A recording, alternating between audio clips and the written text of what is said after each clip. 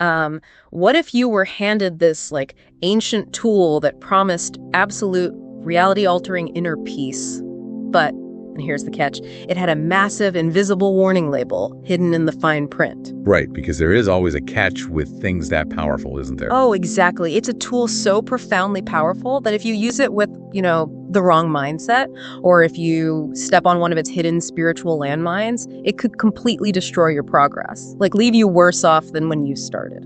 I mean, the paradox of power is always just so fascinating to me, because the greater the potential for profound, transformative success, the greater the capacity for catastrophic failure. Yeah. When we look at ancient wisdom, the most potent practices, they never come without strict operational parameters. They demand a deep respect for the actual mechanics of how they work. Which brings us right into today's deep dive. Welcome, everyone. We are exploring a framework today that is entirely about navigating those exact parameters. Yeah, and our source material for this is an incredibly insightful excerpt from the YouTube channel Pajan Marg. Right, and we're looking at the profoundly transformative practice of chanting the divine holy name. But I want to be clear for you listening, we aren't just talking about mindlessly repeating a mantra here. We're talking about tapping into a cosmic engine. Exactly. And the core mission of our deep dive today focuses on 10 very specific spiritual mistakes. They're known in this tradition as Nama Aparadhas, or offenses against the name. It is such a brilliant, uncompromising framework. Sure. Because we're going to examine not just what these 10 pitfalls are, but the underlying psychology of why our human egos constantly stumble into them. Oh, the ego definitely gets in the way. Oh, big time. But we will also explore the built-in mechanism for course correction, which is a very specific kind of repentance. Plus, we've got some wild historical accounts of those who navigated this successfully. And a really beautiful analogy about how complete surrender actually alters the reality around you. So, for you listening right now, whether you consider yourself deeply spiritual or maybe you're just a modern person trying to find a genuine sense of mindfulness, while dealing with the stress of a mortgage and a commute. Exactly. You are going to walk away with completely new perspective on how you interact with the world. So let's just dive right in. Let's start with where people usually trip up first. The first offense. Right. And you might think the biggest mistake you could make in a chanting practice is like mispronouncing a sacred word. But the first and heaviest misstep is actually about how you treat other human beings. Yeah, the source text pulls absolutely no punches here. It identifies criticizing or insulting saints and true devotees as the absolute most dangerous offense. It actually describes it as a thunderbolt to your spiritual progress, right? Like a literal thunderbolt, yeah. The logic is that while the universe offers remedies for almost every mistake, offending someone who has sincerely dedicated their life to this path is a line you just cannot cross. Wow. The text explicitly states that if you commit this offense, the divine itself will not forgive you. Not unless the specific person you insulted forgives you first. That is heavy. And to really illustrate the mechanics of this, the source shares the historical account of the sage Durvasa and the great devotee Ambarisha. It paints such a vivid picture. It really does. So Durvasa was a sage with immense power, right? But he was arrogant. Very arrogant. And he severely offended and threatened Ambarisha, who was just a humble, sincere devotee. Yeah. Because of this offense, this terrifying, inescapable cosmic weapon, the Sudarshana chakra, it essentially begins hunting Durvasa down. Like a heat-seeking missile. Exactly. So panic sets in, naturally, and Durvasa goes all the way to the top boss. He runs straight to God for protection.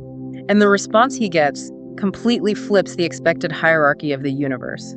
Because Durvasa expends a supreme partner, right? Yeah. He went to the supreme authority. Right. But instead, the divine authority essentially tells him, look, I am subordinate to my devotees. I am bound by their love. Oh, wow. I cannot stop this cosmic consequence. You have to go back down to earth and beg for Ambarisha's forgiveness directly. Okay, let's unpack this for a second because it feels completely counterintuitive. Why on earth would offending a human devotee be considered a worse spiritual crime than offending the creator directly? I know, it sounds backwards at first. Right. You would think disrespecting the divine would be the ultimate unforgivable offense. Well, when you look at the mechanics of divine love, it actually makes perfect sense. This highlights a core philosophy of the tradition. It's about the divine's ultimate protective stance toward those who surrender. Oh. True spirituality isn't just vertical, between you and God. It's horizontal. It requires profound humility toward others on the path. So if you claim to love the divine, but you actively mock or tear down the people who have surrendered to that divinity. Your love is totally hollow. It is Entirely hypocritical. The divine aligns with humility. Therefore, attacking a humble devotee is a direct attack on the very heart of the divine itself. Man, that reframes everything. It completely destroys the idea of spiritual elitism. Completely. And it seems like once our egos accept that we can't attack the practitioners, the next trap we fall into is trying to categorize and judge the practice itself. Oh, human nature. Right. We love to make tier lists out of everything, and spirituality is no exception. No, it's not. And that instinct to categorize and rank is exactly what drives the next set of pitfalls. Yeah. The human ego desperately wants to find the quote-unquote best or most elite path. Naturally. So the source addresses this directly by warning against discriminating among the holy names. That's the second offense. Right, and the text lists names like Ram, Krishna, Hari, Shiv, and Radha. Yeah, and the speaker in the source notes that as a resident of the revered spiritual region of Vrindavan, the name Radha holds supreme personal significance for them. But for someone else, it might be Ram or Shiv. Exactly. The underlying absolute truth is that all these names carry the exact same infinite power and bear the exact same fruit. So it's all the same supreme reality, just approached from a different angle. The text says the best name is simply the one given to you by your guru, which actually brings up an analogy I was talking about. Imagine you're drowning in the middle of a freezing ocean. Okay, freezing ocean. Right. A boat pulls up, the captain throws you a line and drags you onto the deck. The second you are safe and warm, you start mocking the captain's outfit and complaining that the life preserver wasn't your favorite color. That captures the sheer absurdity of the next two offenses perfectly. Right. Insulting or disobeying the guru, the third offense, the one who actually handed you the spiritual lifeline. Yeah. It's a massive offense. Totally ungrateful. And criticizing the scriptures is the fourth offense, which is equally damaging because the text describes the scriptures as the literal, physical embodiment of the divine instructions. So you're basically tearing up the blueprints of the boat that just saved you. Yes, it is pure self-sabotage. But let's say you get past that. You respect the devotees, you respect the guru, you respect the texts. There is this insidious thing the modern human brain does when something seems too powerful or too good to be true. We instantly assume it's a scam. Exactly. We assume it's just marketing hype. Yeah, the tradition has a specific term for that psychological defense mechanism. It's called arthavad. This is the fifth offense. Arthavad. Right. It's the offense of believing that the boundless glory of the divine name is just an exaggeration meant to drum up interest. Because our modern minds are so conditioned by advertising, and transactional promises. We project that same cynicism onto the infinite. But the text points out a truly staggering reality here. The glory of the name is so vast that even God himself cannot fully articulate it. Wow. Wait, really? God himself? That's what the tradition says. When ancient sages sing its praises, they aren't exaggerating. They are barely scratching the surface of a truth that language simply cannot hold. That is wild. We really do project our own tiny transactional world onto something limitless. We do. Speaking of transactions, what about treating this profound practice like a spiritual credit card? This has to be the most common modern trap. Oh, definitely. Committing sins on the strength of the name. That's the sixth offense. Yeah. It is a fatal error in intent. This is the mindset of someone who plans to act maliciously, lie, cheat, or indulge their ego all day with a calculated thought that they can just, chant a few rounds at night to clear the ledger. Yeah, the text warns that this specific mistake guarantees a literal hellish outcome. Because it's treating the divine like a money laundering operation for your bad behavior. That's exactly it. It completely misses the point. You aren't seeking internal transformation. You are just looking for a loophole to avoid consequences. Exactly. It strips away all sincere surrender.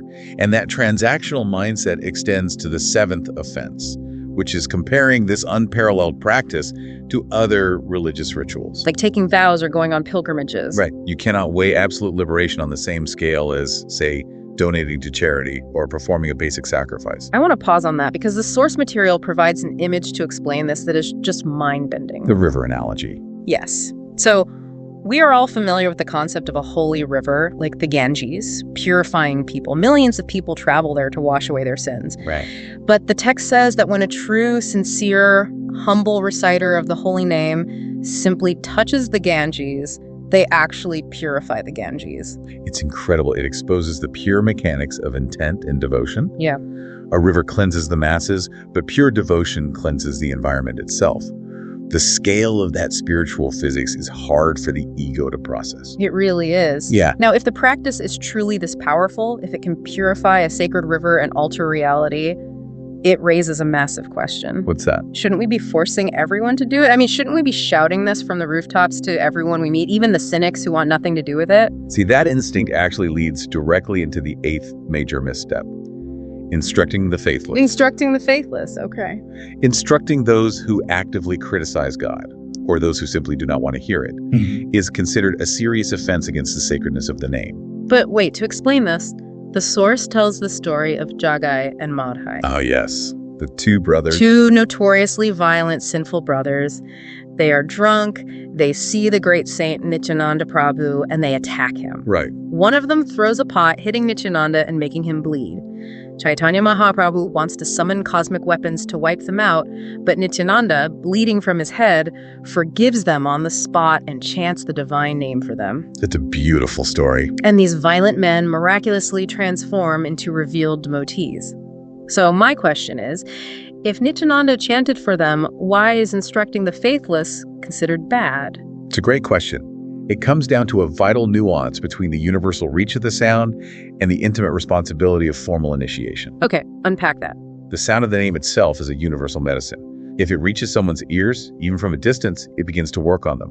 It brings a blessing regardless of their hostility. If just hearing it is fine. Exactly. Yeah. But formally instructing someone, giving them the name as a personal initiated practice when they are cynical or unwilling is a violation. I see. You can broadcast the medicine to the world, but you cannot force a resistant patient to swallow the pill. It disrespects the profound intimacy of the practice. That distinction makes a lot of sense. Now, everything we've talked about so far involves external actions, who we talk to, how we treat others, how we view the guru. Right. But the final roadblocks deal entirely with our own internal blockades. The 9th and 10th offenses. Apathy and identity. Right. The 9th offense is hearing the immense glory of the name, but still lacking love for it and failing to actually practice. It is spiritual apathy. Like you have the ultimate cure sitting right on your nightstand. You know exactly what it does, but you just refuse to reach for it. Exactly. And the final trap, the 10th offense, is remaining tangled up in I and mine. Clinging to the material ego. Yes. Obsessing over worldly status, wealth, the mortgage, the promotion, and completely forgetting the practice, even after you've been given the tools. As long as the absolute center of your universe is me, my house, my wealth, my reputation, there is simply no oxygen left in the room for the divine. None at all. So for you listening right now, this might feel incredibly heavy. I mean, we all have massive egos. We all get apathetic. We all judge people. We're human. Right. If we inevitably stumble into one of these 10 spiritual landmines, are we just permanently locked out of the mansion? Is it game over? No, not at all. And the text provides a framework that is actually incredibly deeply hopeful. It is not a system of permanent exile. Thank goodness. The antidote to an offense against the name is the name itself, combined with genuine repentance. The Sanskrit term used is pashata. Pashata. But this isn't just tossing out a casual my bad to the universe, right? So far from it. It requires a literal burning internal fire of regret. It is a profound, aching remorse for the mistake. When that deep, searing acceptance of your error is paired with continuous, sincere chanting, it acts as a spiritual incinerator. It completely burns away the energetic residue of the offense and restores the practitioner's inner peace. It's like a built-in system of course correction. Exactly. And once you clear those roadblocks, once you understand how to incinerate your mistakes, the source material shows us what this practice actually looks like in action. Yes, the miracles. The historical accounts of tangible transformation are wild. They move completely beyond abstract philosophy and into witnessed physical reality. Particularly regarding the battle between personal exertion and divine surrender. Oh, the story of Namdev and the Yogi Ganda is the perfect example of this. I love this story. So they are in the region of Braj, this deeply revered spiritual area, and they are standing at a very deep well. Gyandev wants a drink, so he uses his intense, hard-earned mystic yogic powers to physically shrink his body down, scale down the well, and drink. That's so much effort. Right. But Namdev doesn't have any flashy mystic powers. He just stands at the edge of the well, completely surrendered, and sincerely chants the name Vithal.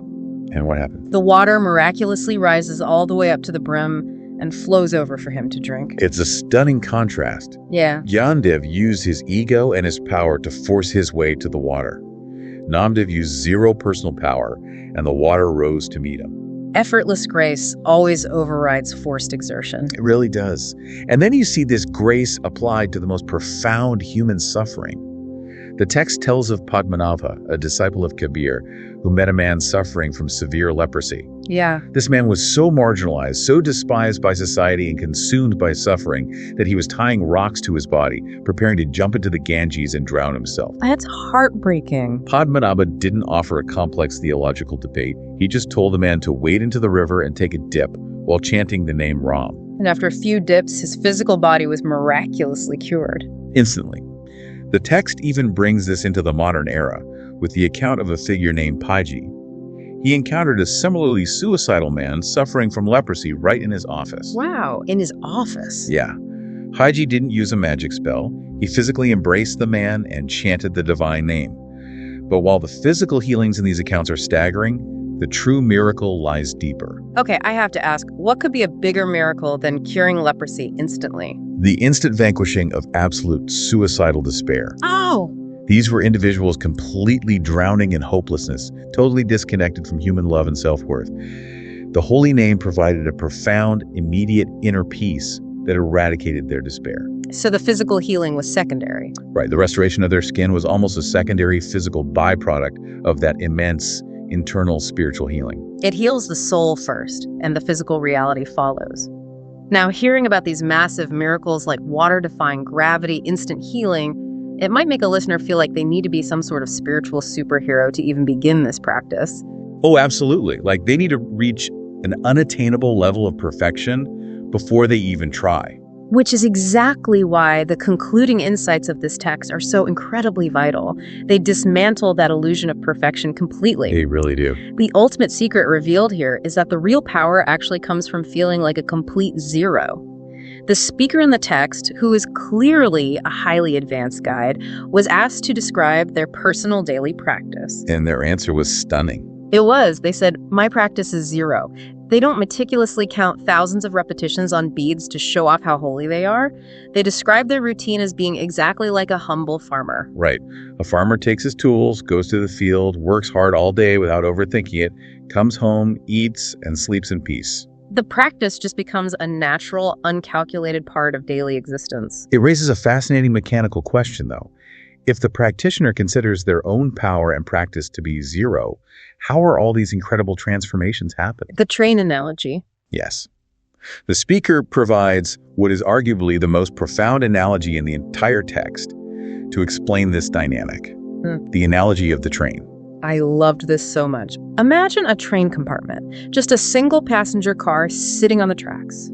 On its own, that train car is incredibly heavy, completely inert, and has absolutely zero power. Right. You could push it all day and it wouldn't go anywhere. Exactly. The speaker says that the individual devotee, or even a spiritual guide, is just that compartment. But the reality shifts entirely when that inert compartment is coupled to the engine. Yes. Complete surrender is the act of connecting the individual to the supreme engine of divinity.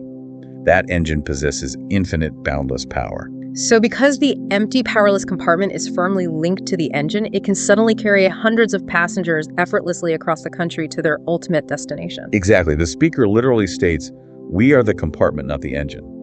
If you ask about our personal power, it is zero. But if you ask about our connection, it is supreme. It takes every ounce of pressure off the individual ego. It democratizes the spiritual experience for everyone. You do not have to generate the power yourself. You merely have to maintain the connection. So for you listening right now, if you are stressed about your commute or your mortgage, or you just want to tap into this inner peace, the source gives incredibly simple, actionable steps to start. Don't stress over counting exact numbers. Right. Don't do it to show off or appear mindful to your friends. Keep the practice internal. Keep it a secret between you and the divine. Just let it become as natural and unforced as a daily chore, fueled entirely by humble service and faith. It is entirely about removing the friction of the ego. The less you there is in the practice, the more room there is for the divine engine to pull you forward. What a profound framework we've unpacked today. We started by mapping out the hidden minefield, learning how to dodge those 10 offenses, realizing that our treatment of others and our transactional mindsets are our biggest hurdles. Yeah, and we explored the equalizing power of all divine names. The comforting truth that fiery, burning repentance can incinerate our missteps. And the absolute necessity of keeping our egos out of it. We saw the tangible, reality-altering power of this practice in the lives of those drowning in despair. And we fundamentally redefined what spiritual strength actually looks like. It is not personal mystic exertion. It is the humble surrender of an empty train compartment, trusting entirely in the supreme engine. You have the keys to the vehicle. Now you understand how the engine works. And more importantly, you know exactly what not to do so you don't blow out the transmission on your journey. Exactly. I want to leave you with a final thought to mull over today. Even if you exist entirely outside of this specific spiritual tradition, think about the immense unseen power of the words and names you use every single day. Oh, that's good. If ancient traditions believe a single spoken name can alter physical reality, pull water from a well, and cure the hopeless, how much latent power do the words you speak over yourself and others actually hold? Are you using your words to connect to the engine and build people up, or are you using them to tear down the world around you? That is a brilliant and heavy question to carry with you this week. Thank you so much for joining us on this deep dive. Take this newfound perspective, check your connection to the engine, and see where the journey takes you.